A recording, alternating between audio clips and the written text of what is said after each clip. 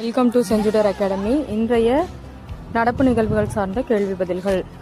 வரலாற்றுக்கு முந்தைய கால பாறை ஓவியம் மீண்டும் எங்கு கண்டுபிடிக்கப்பட்டது? Answer A, Kotagiri. கோத்தகிரி அருகே வெள்ளரிக்கோம்பை கிராமத்தில் அமைந்துள்ள ஊர்பாறை என்று அழைக்கப்படும் இந்த இடம் இருளர் மற்றும் குறும்பர் பழங்குடியினருக்கு புனிதமான இடமாகும்.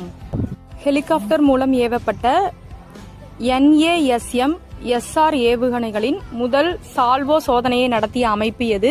Answer C, DRDO.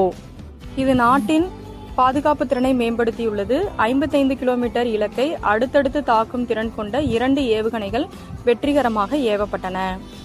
எகிப்தின் கெய்ரோ நகரில் நடைபெற்ற ISSF ஜூனியர் வேர்ல்டு கப் போட்டியில் பதக்கப்பட்டியலில் முதலிடம் பிடித்த நாடு எது? Answer C, India.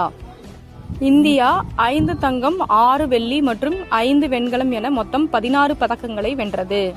இந்தியாவின் முதல் திருநங்கை கிரிக்கெட் நடுவர் யார்? Answer D, Rithika Sri. சேலம் மாவட்டத்தைச் சேர்ந்த இவர் தமிழ்நாட்டின் முதல் திருநங்கை நடுவர் ஆவார். 2021 முதல் உள்ளூர் கிரிக்கெட் போட்டிகளில் நடுவராக பணியாற்றி வருகிறார்.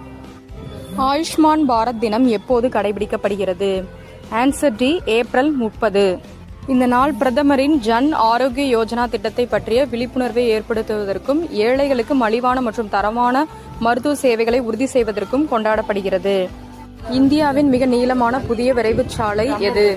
ஆன்சர் சி, கங்கை விரைவுச் சாலை. விரைவுச் சாலையின் நீளம் 594 கிலோமீட்டர். உத்தரப்பிரதேசத்தில் ஹர்தோய் நகரிலிருந்து மீரட்டில் பிரயாக்ராஜ் வரைக்கும் இதனுடைய நீளம் உள்ளது. சாலை பயணத்தை துவங்கி வைத்தவர் பிரதமர் நரேந்திர மோடி ஆவார்.